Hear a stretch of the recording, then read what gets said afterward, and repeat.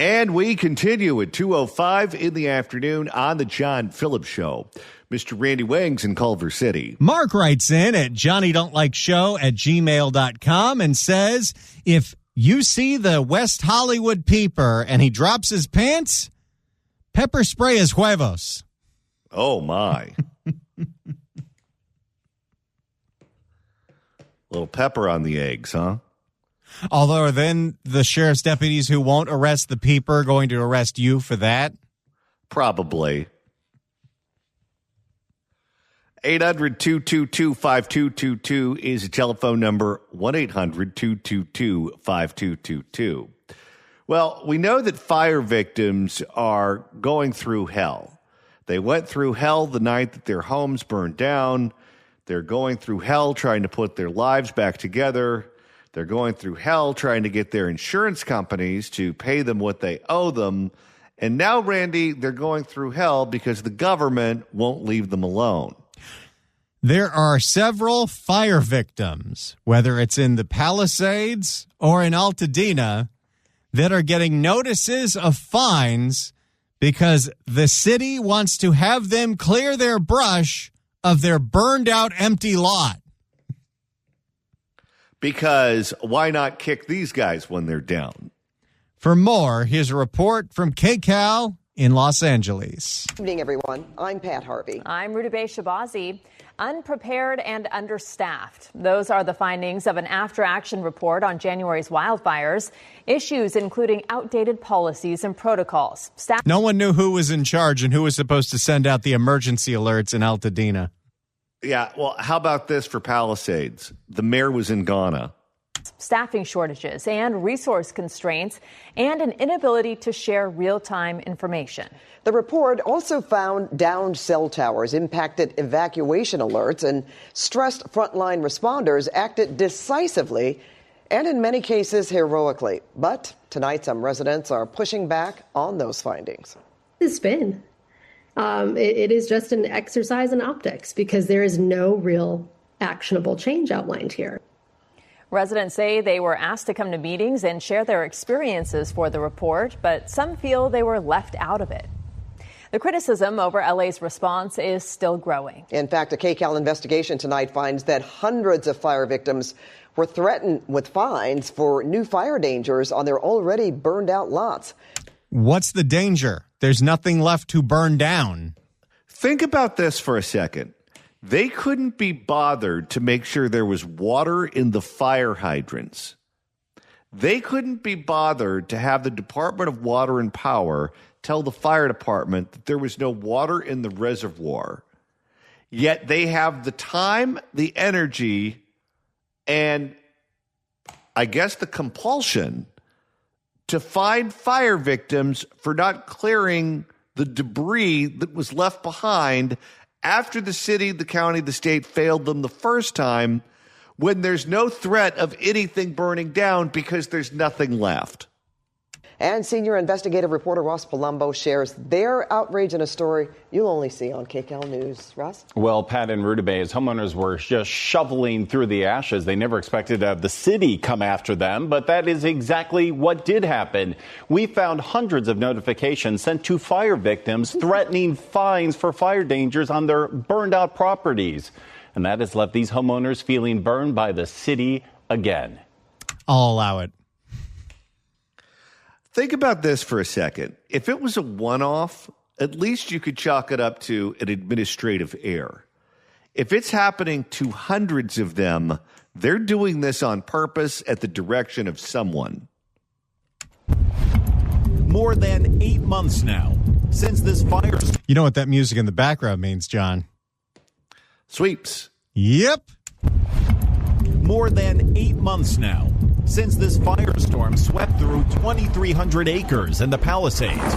Since firefighters lost their struggle with 7,000 structures and homes. Since countless fire victims have been scraping and scouring and sifting through the ashes. My house. And outside of her home, all these months later, Serene Meshel-Dillman. And the two houses to the right of me. And many of her neighbors. And all up the hill and across the street, they all burned. Now feel burned again. Well, they're just piling on. It's so egregious that what are you supposed to do? I understand the use of a metaphor, but when we're specifically talking about fires and you don't know the setup to this story, you're thinking that they got set on fire again. Yeah. What she was doing, what she was living through on January 7th were the winds. We saw smoke. And the smoke and the planes. Flying over with water. All encircling her Palisades home. You could see the trees burning. He couldn't even breathe when he was leaving. She and her husband packed what they could. But not long after, they took their last look.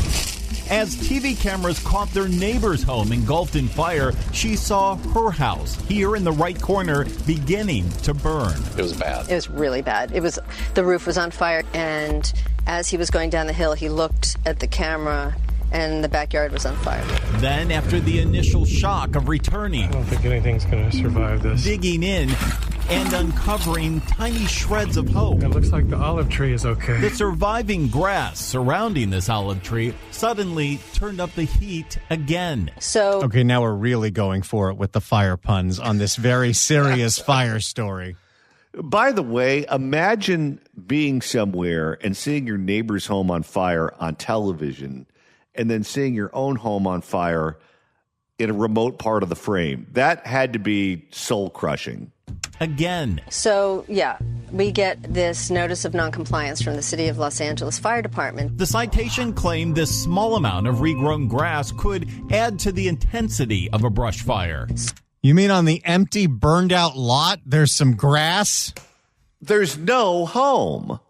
Sorry that your house burned down, but go clear your brush or you're going to be fined $750. When you first read that, I laughed. You laughed. I thought it was a joke. Mind blown. But not everyone was laughing. What are we worried about my shrubbery in the dirt? What's going to burn down? More than 35,000 people liked this post from homeowner and reality star Spencer Press. Well, he's all over the place now. He is, and I'm telling you, he should run for mayor. Because if there's anyone out there with a compelling case, it's him. Not only did his home burn down in the Palisades, his parents' home burned down in Altadena, too. Saying the citation was ridiculous, sickening, even a firefighter calling it sad. And Serene's own post. How many different levels of the local government did these forms have to go through before they ended up in people's P.O. boxes? I would say mailboxes, but they don't have them anymore. You know, they would call us a conspiracy theorist if you were to say the city is doing everything they can to purposely get these people out so they have access to that land so they can put high-density housing in there or low-income housing or whatever it is that they want to do. Sell it to foreigners. I don't know. But when you look at this story from top to bottom, from the beginning of the fire, which we still don't even know what caused it, to no water being in the fire hydrants, no water being in the reservoir, the mayor being gone, blaming the fire chief, them cutting the budget of the fire department saying we do not have the ability to respond adequately to a fire of this magnitude, then getting a fire of this magnitude. Everything burns down. The insurance companies won't help them. No one from the state is helping them get their money from the insurance company. And now we're trying to find them and continue the harassment.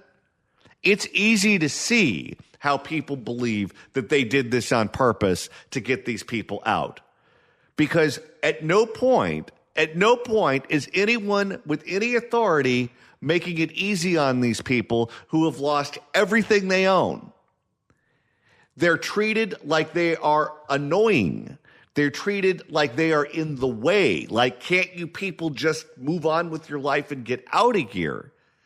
Every impulse that the city has is to push these people out so they can start fresh. And that is disgusting. Sad. And Serene's own post of her weed whacking her tiny area also got more outrage growing. I mean, everybody was just like, what the That would be my reaction, too. You saw the grass. Was it really a problem? No, I don't think it was. Do you feel that you needed to be cited? No, hell no. I'm not within 200 feet of another property. Everybody's moved. There are no properties. Everything's gone. No, hell no. I'm not within 200 feet of another property. Everybody's moved out. Nobody's living here. I can't imagine that what's left here of this lot could possibly... It is also rich that the city wants to go after the homeowners for clearing the brush that's on their burned out lots when the majority of the fuel that added to the destruction in the Palisades was the brush that was on land owned by the city that they didn't do a damn thing about. Oh, but don't blame them for that. They were working on it. Be a fire hazard. And this isn't the only property here with this sort of issue. Our investigation has uncovered data showing that 312 other properties, partially or completely burned here in the Palisades, also received citations. All these red dots are other homeowners. Guys, I know it sweeps, but that music is super distracting. Yeah, it's like a CBS primetime television program about a serial killer. All these red dots are other homeowners whose homes were burned in some way who also got cited this time around. Wow. It sounds almost like whoever edited this piece for KCAL, they were hitting record on the sound from this story, and at the same time, they were listening to that Chill channel on Sirius XM, and they just kind of merged together. Or other homeowners whose homes were burned in some way who also got cited this time around. Wow. These are 300 families that are in the same situation as you. Is this outrageous? It is. And what does this say about how the fire department is working and how the city's working? I think it's just a misplaced attention to the wrong area. It comes after we first drew attention. Nobody who prints out the form, sticks it in an envelope before it goes in the mailbox thinks that maybe this isn't a good idea? No. Because from the point of view of the city, these people are in the way. The faster they get them out of the way, the better. It comes after we first drew attention to 16,000 more acres in high fire severity zones needing inspection. That's a big increase. It is a huge increase. And reported budget cuts leading to the loss of 3 people in the brush inspections unit. You're laying off people right when you need to be hiring. Correct. Think homeowners are going to be worried over that? Probably. Should they be? Oh, yeah. I mean, I would be. To make up the difference, our investigation has now found LAFD has been using inspectors from other departments. Schedules and emails we've obtained show they started with 20 members, then added an additional 40 participants from outside of the brush clearance unit to get the job done. What'd they do, hire some gardeners? Okay, think about this for a second, and think about how this typically works. If you're a big city or you're a county, in theory, you should have more personnel, more resources than the smaller departments. If you're El Segundo, you're tiny. You have limited resources. You have a limited ability to go out and hire specialists because you're not that big of a city. So I could imagine a scenario where El Segundo relies on help from the city of Los Angeles, the county of Los Angeles, if they need someone with particular expertise. You wouldn't imagine a scenario where Los Angeles has mismanaged things so badly they have to borrow from places like El Segundo or Manhattan Beach or Burbank, the smaller cities in LA County. But the brush clearance unit did not have the time to coordinate a Fire Prevention Bureau-wide training, one email states. Instead, participants were required to attend a field exercise with the brush clearance unit inspector. We're going to learn on the job. Great. They had people out here that weren't traditional brush inspectors looking around and writing these citations. Genius. So they had totally unqualified people doing the job. Like, I don't know, when they replaced the cops with the safety ambassadors. And this is how you led to a quote-unquote inspector looking at a tiny patch of grass in a burnt-out lot and saying, fire danger! I mean, is that upsetting? It's laughable.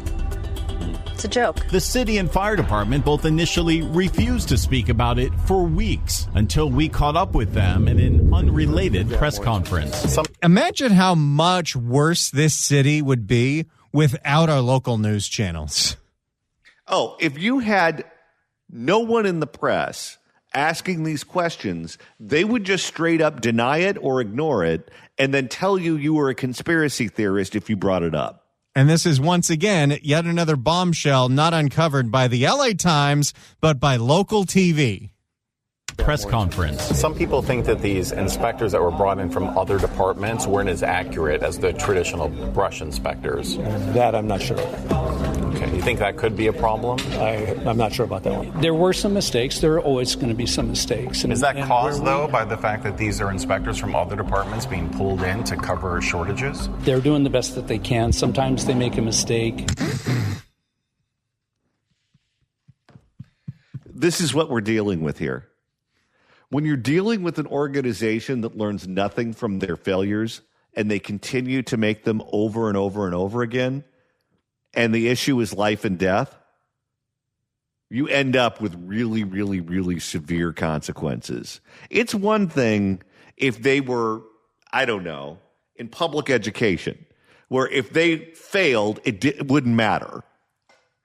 But when you're in the fire department and when you fail and the result is that entire neighborhoods burn down and people who have been traumatized are re-traumatized over and over and over again for no reason, you're really playing in a game where the results matter. It's not intentional, and we always fix them as soon as we find them. Really? Because this one had to go to the local news. They ignored the news for how many weeks until the news finally showed up to the press conference? Exactly. But it's not necessarily because they're not full-time brush inspectors. And beyond this home, beyond the Palisades, this year there was also a dramatic increase in citations citywide, up 37% from 10,827 last year to 14,840 this year. Are you confident that all those citations and inspections are correct? I'm very confident that they're accurately done and all of the deficiencies will be corrected. You know, actually, Even though they were sending a whole bunch of them, over 300, to people that don't have homes anymore. I wonder if these people understand what kind of buffoons they look like on the news when they go on and say things like this. You know, actually, I do have a question for you about But this. all acknowledge there was an immediate problem in the Palisades. Let me, on your station, apologize for that, because that should have never happened. Why do you think it's happening? Really? That's what you also said about the Palisades burning down. You know, she sounds like someone who writes letters to the editor in the LA Times and not like someone who's in charge of the city. And at least as of right now, she's practically running for re-election unopposed. 800-222-5222 if you want to weigh in on the fire victims in Pacific Palisades being re-victimized yet again, this time with fines from the city of Los Angeles because the city says they haven't cleared out their brush quickly enough to make Karen Bass happy. If you'd like to email the show, you can do so at johnnydon'tlikeshow@gmail.com. That's johnnydon'tlikeshow@gmail.com. And Randy, with the end of the show quickly approaching, if you want to continue listening to us after we sign off at 3, that's easy to do. All you got to do is search for The John Phillips Show wherever you get your podcasts, whether it's the Apple Podcasts app. That's the app that I use. Very easy to search for The John Phillips Show. Hit subscribe. There's a share button. You can share the episodes with your friends. You can write a review, put a 5-star rating if you think the show is worth 5 stars. You can go on Spotify. A lot of people do that. Some people use the iHeartRadio app. We're on there. You can also do a Google on the YouTube. A lot of people listen to podcasts on YouTube, myself included. Or you can search for The John Phillips Show in any of those places, or get the KABC app, get the KSFO app, get the KMJ Now app, because we're on that station on Saturdays at 2.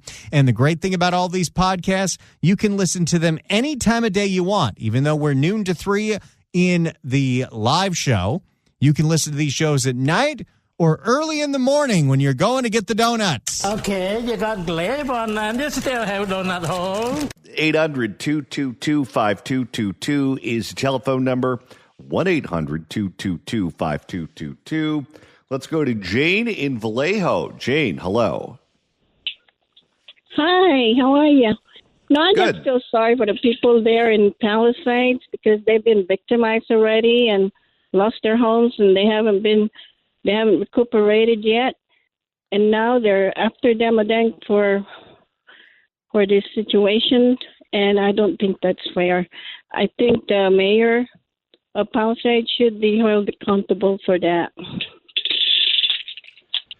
Well, thank you. I appreciate those sentiments, and I'm sure they do too. I think part of the problem is that when you look at the city of Los Angeles, the number of people who were impacted by that fire is relatively small compared to the population as a whole. Many of them are no longer living in the city limits. Some of them moved to Malibu, some moved to Santa Monica, some moved to Orange County or the Coachella Valley, maybe out of the state entirely. And so politically, they don't have the power that you would have if you had a disaster that impacted a huge percentage of your population. So, for example, in New Orleans, when Hurricane Katrina hit, Katrina impacted everyone. Not everyone was displaced from their house. Not everyone had their business flood, but people were impacted in some way or another. These fires impacted one neighborhood that is an affluent neighborhood, so many of them had the ability to go to some other place and find lodging. They didn't end up being homeless and living on the streets. And therefore, from the city's point of view, they're not a threat. They can't do anything to reverse the results of a mayoral election or a city council election or impose any kind of punishment on the elected officials in the city. They have to do just enough to make it look like they're not being ignored citywide, but the bare minimum is all they have to do, and that's all they're doing. In this particular case, it's not even the bare minimum.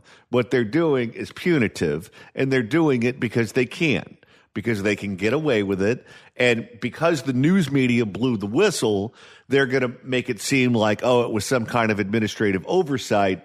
Had the news media not had blown the whistle, they would have just denied that it ever happened. And they would have called you a conspiracy theorist if you claimed that it did. Thank you for the call. All right, let's go back to the KCAL report on what's going on in the Pacific Palisades. Let me, on your station, apologize for that, because that should have never happened. Why do you think it's happening? Karen Bass 2026 campaign. My bad. Give me another shot. Give me 4 more years. Why do you think? How much worse could it possibly get? Bass 26. The problem is you don't want to know the answer to that question. No, Johnny, the problem is there's nobody significant running against her. Come on, Rick. Why do I think? Because I think that sometimes things go on automatic pilot, and it was a mistake. But when we found out about it, The bureaucracy is so entrenched, according to Karen Bass, that nobody even looks at the forms that they're filing or sending out to people.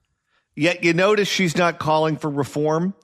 And by the way, it wasn't a computer that did it on accident. We already know that it was unqualified people who were physically in the field filling out these forms. And it was a mistake. But when we found out about it, which I would say was a month ago, we stopped it. We told them they had to send letters out retracting it and apologizing. We've asked the city for documents backing up the mayor's words on retractions or apologies. LAFD only found one email to a homeowner a week after our interview, clearing a citation, but not apologizing. So once again, Karen Bass is full of crap. Boy, she is a fountain of misinformation. Serene says she never got an apology and only had her citation cleared after she weed-whacked the brush herself. She had to go out to her burned-out lot that probably still has toxic chemicals in the soil and had to weed-whack the grass around the olive tree. I'm telling you, I know that you're supposed to say you need to stick around and rebuild and no one's going to force you out of your community. If that was me, I would be gone by now, because the headache that these people have is only getting bigger and bigger and bigger. No one is helping them. Everyone is trying to make their lives more miserable. What would you say to the mayor? I'd give her my weed whacker and ask her to do it herself. What is this? Good for her. I'd give her my weed whacker and ask her to do it herself. What does this tell you about how the fire department's being run, how the city's being run? It's just a continuation of incompetence, it seems like. Well, let's not forget when the fire chief, Kristen Crowley, spoke out against all the insanity that was coming out of the city of L.A., Karen Bass fired her and then put in her own stooge. That's right. And if you get fired for telling the truth, you think the next guy is going to tell the truth? No way.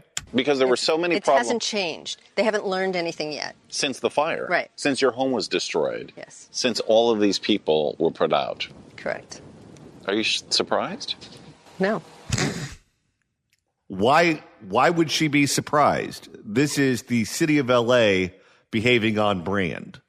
Are you angry? Not anymore. Now I'm just fed up. Fed up, she says, with the loss and the lack of lessons learned. Yeah, I lost millions of dollars here. After seeing so much fire and destruction, homeowners are left looking to the horizon with hope rising before them. The view this way is always good. Yeah. And disbelief and distrust still building behind them. It's sad. It's horrible. I hate that I have to go through it. I mean, at what point do you say, this isn't worth it, and I don't trust this city to keep me safe the next time there's a whole bunch of wind? I'm going to Orange County. Look, you can't ever tell what you would do unless you were put in that exact situation. But me knowing me, I would say I would be in that mindset almost immediately. Well, the fire department now says it's not going to pursue these fines against homeowners in the Palisades. And just tonight, the mayor's office confirms that LAFD did not, in fact, notify residents of that or send out any of those apology letters Karen Bass told us about. She just makes things up. Yet what's funny is you read what the LA Times says about her. You read what the other newspapers say about her. Oh, my God, she's the greatest thing since sliced bread. She's so respected. She's so honest. She's so caring. No. Her government is the government that's going after these people, and then she lies about it. The first thing they do is they don't respond, and then when they do respond, they lie, and then when they're caught in a lie, they just move on. And she'll still win by 20 points. It's unreal. In the wake of our reporting now, they say the department, quote, regrets this mistake. And that's anyone getting fired over this one, or you only get fired when you honestly say that the budget was cut? You're funny. Unfortunately, not the end of it. We've also uncovered emails from a fire inspector warning that some of those dismissed citations were, in fact, valid fire dangers. It gets better and better. So they got caught with their pants down, so they sent letters to everyone. Never mind, none of these letters mattered, except the ones that did. They also said, don't worry about it. He was asking the city what to do, and we never saw a response. We are going to keep you updated on that part of the story in the next few weeks. Okay. All right, Russ, thank you very much. Of course. There you go, Johnny. In any normal world, heads would roll over this. But it's a one-party city, a one-party state. Thank you for your leadership. Thank you. Let's go to John in Agora Hills. John, hello. Hey, John, great show. I'm out here in Agora Hills, and I've been just watching this situation out here with a local trail that a lot of people out here use. It's on Mulholland and Cornell Drive. And if you go back to the Woolsey fires, the park out here, it's called the Reagan Ranch. The park out here, the park rangers' headquarters was burned completely to the ground, and all their equipment and houses around that area and houses around Malibu Lake were burned to the ground. Huge amount of damage. So, and the Paramount, I don't know if you remember the old Cowboy Ranch, the Paramount Ranch, that was burned to the ground. They've spent the last couple of years rebuilding it. They're still not finished it. But if you go out to this park, go walking, there's brush everywhere surrounding their new headquarters. They've got brush that's 8 and 10 foot tall, and nobody seems to be doing anything about it. And I'm thinking, God, these people never learned a lesson. You know, I guess it's not their money. They just squander this money. They don't learn any lessons. And it's like what they're doing here with all this brush is it's on city or county property. They don't cut it back, but here they are penalizing these poor homeowners in the Pacific Palisades for a couple of weeds. And meanwhile, their whole headquarters and the whole area here is, at risk of having another Woolsey fire situation. And then we wonder why we can't buy insurance. Yeah, they've broken the contract with the insurance company because they don't hold up their end of the deal. They don't put goats out in the hills. They don't have people out here mowing this stuff down. They don't have controlled burn fires anymore. They've broken their end of the deal. So who could blame insurance companies for being difficult about paying out? California's broken the deal. It's not holding up its end of the deal anymore, and it's just squandering all our tax money now. They'll be happy to rebuild the Paramount Ranch again, and all these parks and their headquarters, and just let's just do it over and over again. Let's just keep doing the same thing, and you just continue to get the same result. It's insane. It just drives me crazy. All right, thank you for the call, sir. I appreciate it. Let's go to Eric in Vacaville. Eric, hello. Hi. Yeah, I think the only people that should be held accountable for all this is the voters of California that keep letting these politicians get away with this stuff. They're just fed a bunch of crap. And, I bet a majority of them are going to vote yes on this Prop 50. So, I'll keep it cool and clean, but it's your fault and I'm sorry. You're not wrong. Ultimately, you get the government you deserve. And if this is who the people of L.A. wants to lead the city, Karen Bass, and they're satisfied with her performance, then go ahead and reelect her. But how can you look at what's going on and be satisfied with her performance? On what level is she performing in an acceptable way? I don't see it. But apparently a majority of the people of Los Angeles do, and it's beyond my ability to comprehend. I don't have a degree in psychology, so I can't tell you why someone who lives in that city would vote for someone as pathetic as her, but they did, and this is the reality. Thank you for the call, sir. 800-222-5222 is the telephone number. 1-800-222-5222. 800-222-5222 is the telephone number. 1-800-222-5222. If you'd like to email the show, you can do so at johnnydon'tlikeshow@gmail.com. That's johnnydon'tlikeshow@gmail.com. And Randy, we have breaking news regarding the race to replace Gavin Newsom for the next governor of California. Yet another candidate has dropped out of the race 9 months before the primary. Former lawmaker in California's legislature, former state Senate pro tem, Tony Atkins, one of the two Tonys, one of the three Tonys running in this race, says that she has no viable path forward and will not be continuing her campaign to run for governor. Yeah, no kidding. What do you expect when you're the president pro tem of the Senate and you roll over during the entire duration of COVID for Gavin Newsom so that he gets to rule us like a king, and you and your cronies in the legislature render yourselves to be irrelevant? Are you really surprised when you end up in a situation where no one knows who you are? Now, when she made this announcement, she did not endorse another candidate as she is dropping out, and they might be because nobody asked for it. Well, right now you have a weird scenario that is taking place where the Democratic Party looks to be in line to retain the seat.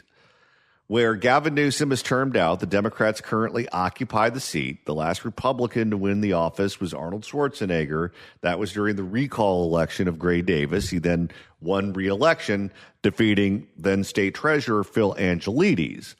But right now, you have a situation where former Congresswoman Katie Porter is polling in first place. And then depending on the poll that you look at, either Riverside County Sheriff Chad Bianco is polling in second, or Fox News' Steve Hilton is polling in second, with the other polling in third, which means the most likely scenario is you're going to end up with Katie Porter versus one of the Republicans. Well, in a Democratic state, Katie Porter would be a huge favorite over the Republican, which means the Democrats would likely hold the seat. However, the Democrats hate her so much, they're continuing to look for more candidates. And that tells you a couple of different things.